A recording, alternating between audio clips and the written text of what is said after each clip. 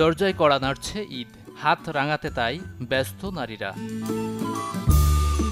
কেউ পোশাকের সাথে ম্যাচিং করে আঁকিয়ে নিচ্ছেন হাত, কেউ আবার বেছে নিচ্ছেন নির্ধারিত ডিজাইন।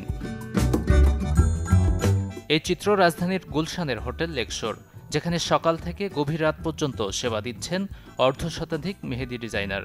গুলশান, বনানী ছাড়াও ঢাকার বিভিন্ন প্রান্তের মানুষরা ভিড় করছেন এখানে।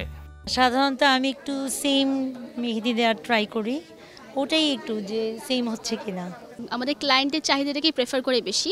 সো পাকিস্তানির সাথে আমাদের হচ্ছে ইন্ডিয়ান ইন্ট্রিকেট যে ডিজাইনগুলো আছে সেগুলোও আমরা করছি। আমার ফুল টিম এখানে আছে, টোটাল 50+ মেহেদি আর্টিস্ট।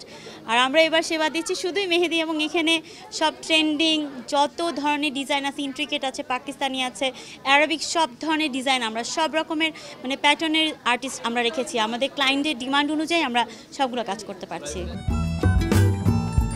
রাজধানীর বড় মগবাজার অ্যাট দ্য টেবিল রেস্টুরেন্টেও টপ এন্টারপ্রেনারদের আয়োজনে বসেছে মেহেদি ফেস্টিভ্যাল।